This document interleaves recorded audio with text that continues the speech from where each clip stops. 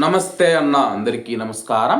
Kuwait రుమైతియా కేసులో మనం చూసుకుంటే కువైట్ కోర్టు సంచలన తీర్పునిచ్చింది. అలాగే ఒక కువైట్ యువకుడు మనం చూసుకుంటే తన గర్ల్ ఫ్రెండ్ను తన ఇంటికి పిలిపించి అలాగే ఆమెను గొంతు కోసి చంపివేసి ఆ తర్వాత ఆమె యొక్క మృతదేహాన్ని శవాన్ని సూట్ కేసులో పెట్టి కువైట్ దేశం నుంచి అక్రమంగా తరలించడానికి ప్రయత్నం చేస్తూ ఉన్నప్పుడు పోలీసులకు దొరికిపోవడం జరిగింది. పోలీసులు అతన్ని అరెస్ట్ చేసి అలాగే తదుపరి విచారణ కోసం మృతదేహాన్ని ఫోరెన్సిక్ విభాగానికి తరలించగా రిపోర్ట్లో మనం చూసుకుంటే కానీ ఆమెను గోర్లతో బరకడం జరిగింది. అలాగే ఎక్కడంటే అక్కడ ఆమె శరీరం పైన తీవ్రమైన గాయాలు ఉన్నాయి.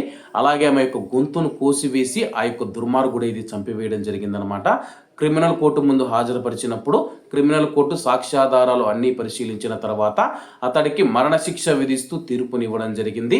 మరణశిక్ష విధించిన తర్వాత నిందితుడు మనం చూసుకుంటే పై కోర్టుకు అయితే వెళ్ళడం జరిగిందనమాట, అప్పీల్స్ కోర్టుకు.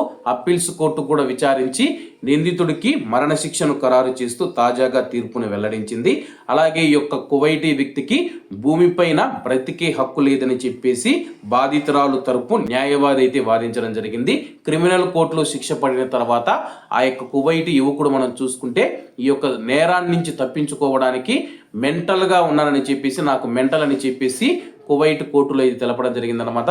దీంతో కోర్టు మనం చూసుకుంటే కానీ నిజంగా మెంటల్ ఉందేమో అని చెప్పేసి కువైట్లో మనం చూసుకుంటే కానీ మైనర్లు కానీ ఎవరైనా మానసిక అనారోగ్యంతో బాధపడుతూ ఉన్నవారు ఎవరైతే ఉన్నారో, మెంటల్గా ఎవరైతే ఉన్నారో వాళ్ళు హత్య చేస్తే వాళ్ళకి ఎటువంటి శిక్ష ఉండదు. మెంటల్ ఆసుపత్రికి అతన్ని తరలించి చికిత్స అయితే అందిస్తారనమాట.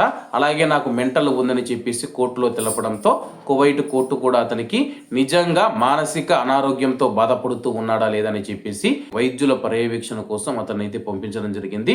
అలాగే వైద్యుల కమిటీ పూర్తిగా పరిశీలించి టెస్టులు చేసిన తర్వాత అతనికి ఎటువంటి మెంటల్ లేదని చెప్పేసి పూర్తి ఆరోగ్యవంతుడుగా ఉండి ప్రతీకారం పగతో మాత్రమే ఆ యొక్క గర్ల్ ఫ్రెండ్ ఎవరైతే కువైటీ మహిళ ఉందో ఆమెను హత్య చేశాడని చెప్పేసి రిపోర్టు వచ్చిన తర్వాత అప్పీల్స్ కోర్టు కూడా మనం చూసుకుంటే కానీ అతనికి మరణశిక్షను సమర్థిస్తూ అలాగే మరణశిక్షను త్వరలో అమలు చేయాలని చెప్పి తెలపడం జరిగింది.